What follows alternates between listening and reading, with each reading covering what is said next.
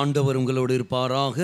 ஆத்மாவோடும் இருப்பாராக. புனித லூக்கா எழுதிய நற்செய்தியிலிருந்து வாசகம். ஆண்டவரே மாட்சி உமக்கே. அதிகாரம் 5 இறை வார்த்தைகள் 33 முதல் 39 முடிய.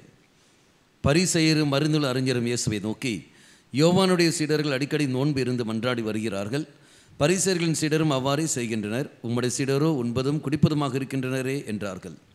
இயேசு அவர்களை நோக்கி, மணமகன் மணவிருந்தினர்களோடு இருக்கும் வரை அவர்களை நோன்பு இருக்க செய்யலாமா?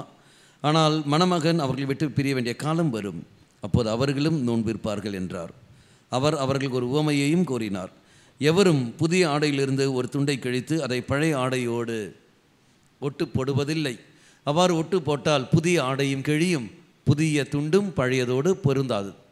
அதுபோல பழைய தோற்பைகளில் எவரும் புதிய திராட்சை மதுவை ஊற்றி வைப்பதில்லை. ஊற்றி வைத்தால் புதிய மது தோற்பைகளை வெடிக்க செய்யும், மதுவும் சிந்தி போகும், தோற்பைகளும் பாழாகும். புதிய மதுவை புதிய தோற்பைகளில் தான் ஊற்றி வைக்க வேண்டும்.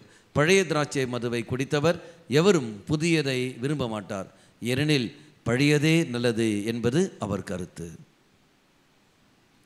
இது வாழ்வு தரும் கிறிஸ்துவின் நற்செய்தி. கிறிஸ்துவே உமக்கு புகழ். கிறிஸ்தேசுவில் பிரியமானவர்களே, இன்றைய வாசகங்கள், குறிப்பாக இன்றைய முதல் வாசகம் மையப்படுத்துவது நாம் யாரை எடுத்துக்காட்டாக நம் வாழ்வில் எடுத்துக்கொள்ள வேண்டும், யாரை நாம் பின்பற்ற வேண்டும் என்பதற்கு பவுலடிகளார் கொரிந்தியருக்கு எழுதிய முதல் திருமுகத்திலே தெளிவான அதற்குரிய, கொலோசியருக்கு எழுதிய திருமுகத்திலே அதற்குரிய பதிலை கொடுக்கிறார். இயேசு கிறிஸ்துதான் நம் வாழ்வின் எல்லா சூழ்நிலைகளிலும் எடுத்துக்காட்டாக இருக்க வேண்டும். பவுல் கொலோசியருக்கு எழுதிய திருமுகம் 1:15 முதல் 20 நாம் வாசித்தோம். அனைத்திற்கும் எடுத்துக்காட்டு, முன்மாதிரி, முதலில் இருப்பவர், கடவுளோடு இருந்தவர், முதலில் உயிர்த்தெழுந்தவர், எல்லாம் இயேசு ஆண்டவர் மட்டும்தான். அதனால் நம் வாழ்வில் பல்வேறு நிலைகளிலே நமக்கு சரியான எதை செய்ய வேண்டும், எப்படி செய்ய வேண்டும் என்ற கேள்விகள் நமக்குள் வரலாம்.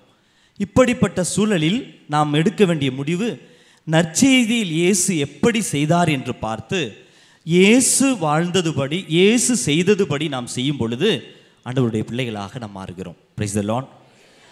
அசிசியார் சொல்கிற, புனித பிரான்சிஸ் அசிசியார் சொன்ன ஒரு வார்த்தை, my call is to follow Christ who is in the gospel. என்னுடைய அழைப்பு என்பது நற்செய்தியில் இருக்கிற இயேசுவை பின்பற்றுவது தான் என்னுடைய அழைப்பு. பிரான்சிஸ் அசிசியார் இந்த இயேசுவை போல வாழ்ந்த ஒரு மனிதர், இரண்டாம் கிறிஸ்து என்று அழைக்கிறார்கள் பிரான்சிஸ் அசிசியார். அவருடைய ரூல்ஸ், அவருடைய புக்கு என்னது, என்ன சட்டத்திட்டத்தை அவர் கடைபிடித்தார் என்றால், நற்செய்தியில் இருக்கிற இயேசுதான் என்னுடைய சட்டம். இன்றைய நற்செய்தியில் இந்த பின்னணியில் வாசிக்கிற பொழுது நமக்கு தெரியும், நோன்பு இருக்கணுமா இருக்கக்கூடாதா. இதுக்கு முன்னாடி இருந்தவர் சொன்னார், திருமுழுக்கு யோவான் சொன்னார், நோன்பு இருக்கணும், ஃபாஸ்டிங் இருக்கணும்.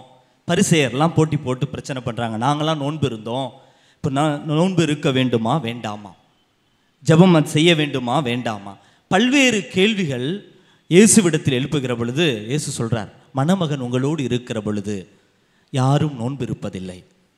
மணமகன் உங்களை விட்டு அகன்று போகின்ற, தூர போகின்ற நேரம் வரும். என்ன சொல்கிறாரு இயேசு? சொல்கிற வார்த்தை பாருங்களேன், இதை செய், இதை செய்யாதுன்னு இல்லை.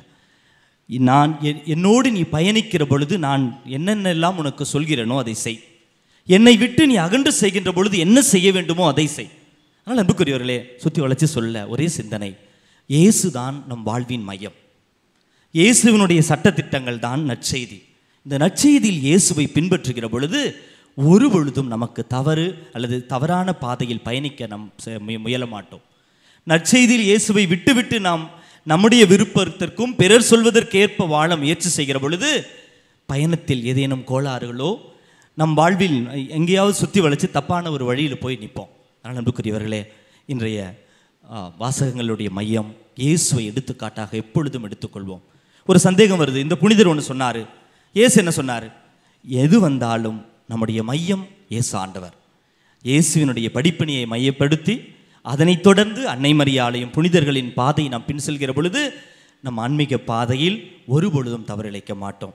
தொடர்ந்து இந்த பலியில் நாம் ஜெபிக்கிற பொழுது எப்பொழுதும் இயேசுவை மையப்படுத்த, புனிதர்கள் எல்லாம் இயேசுவினுடைய ஏதோ ஒரு குணத்தை மையப்படுத்தி அல்லது ஏதாவது ஒரு பணி வாழ்வை தேர்ந்தெடுத்து அதில் புனித வாழ்விற்கு கடந்து சென்றவர்கள். அதனால் நம்முடைய மையம் எப்பொழுதும் இயேசு ஆண்டவர். அவரை சிக்கன பிடித்து கொள்வோம்.